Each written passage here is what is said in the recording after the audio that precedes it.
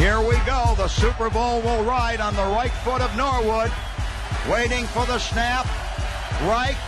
Arm extended. Puts it down. On the way. It's long enough. And it is no good.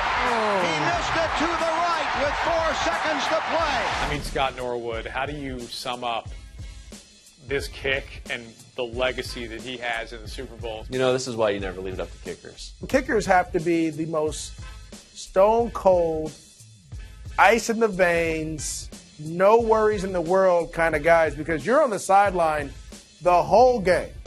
Yeah, this is still a 47-yard field goal. I mean, it's not like it's a chip shot or anything like that. 47 yards. Have you ever seen what that looks like? Look, I know this happened in the 90s, but his helmet looks like it's from the 1930s. He's got a totally great view of the goalpost. How did he miss it? Look at that face mask. It's not even there. To miss this field goal has to hurt. It was long enough, but it was no good. And Norwood walking slowly and dejectedly off the field. I mean, you try and make him, feel like it's not his fault. In reality, it is. I mean, you missed the kick, so. Oh, you lost a Super Bowl for me? I'm not talking to you. I still to this day can't believe he missed it and cannot imagine what it must have been like for him in Buffalo after that. Just heartbreaking for the Buffalo Bills.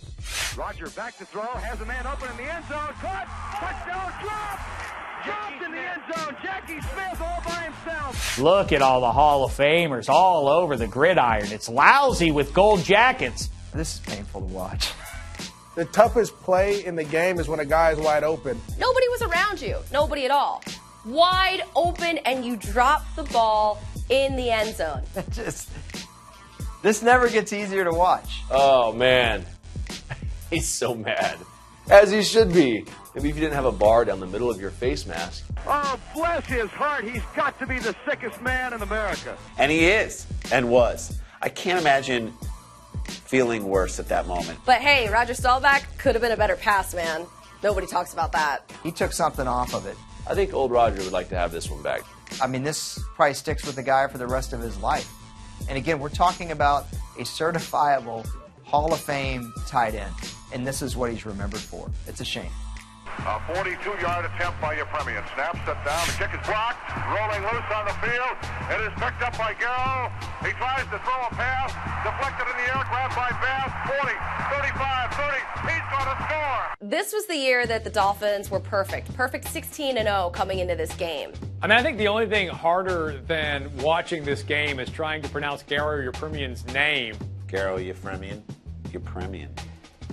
I say Yepremian. Bless this young man's heart. He's new to football. Always goes back to kickers just trying to be athletes, and they're just not. They're just not. This had to set kickers right to ask a coach to run fake plays back by about like a quarter century or so. Moments like this are where kickers lost their standing among football players. Garo had the football, and it looked from here as if he tried to throw a forward pass with it. He kicks it. He thinks he's got it. Oh, it's blocked. What do you do at this point? So he decides, you know what, I'm not going to be a kicker anymore. I'm going to be a quarterback. This is the point at which you realize that the kicker does not hang out with the other players at like team meals.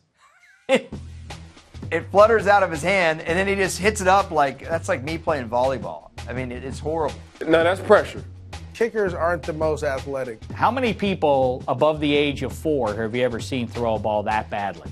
The attempted throw is not the worst. That's not the worst part. Where he bats it back up in the air. Nah, it's the fact that he picked it up. You know what? The tackle takes the goal. It just has every element that makes a bad play so good. There was nothing good about this play in so many ways.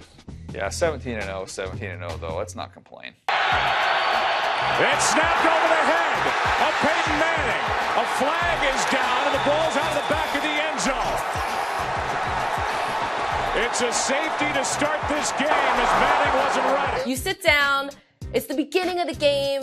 It's the first drive of the game. Somebody's still getting situated, and you're like, wait a minute, whoa, what? What just happened? The Denver Broncos had a high-flying, potent offense. Going up against an amazing defense for the Seahawks. And got smacked.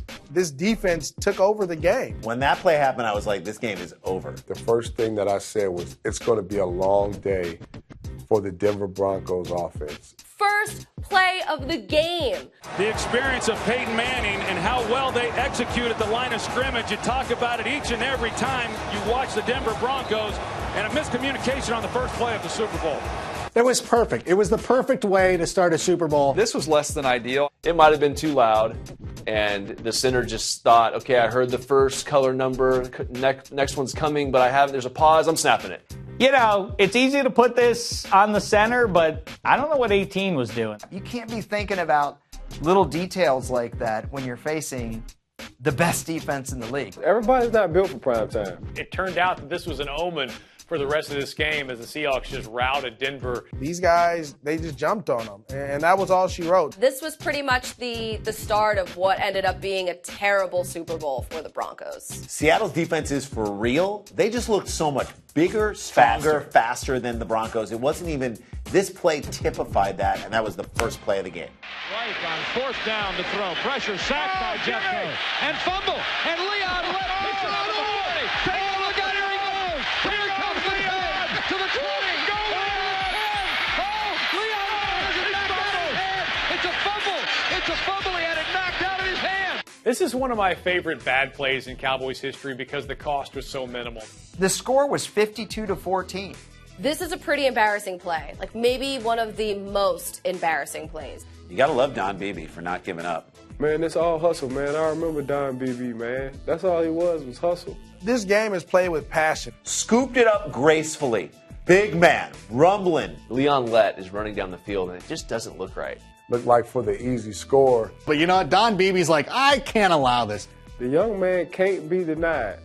Here comes Don Beebe smoking down the field. It's not going to be a touchdown. No, it's not. Don Beebe caught him from behind and knocked it out of his hand. Don Beebe with the all-time effort play right there. I would love, if I was a coach, I would show my kids this the first meeting. Like, this is how you play the game.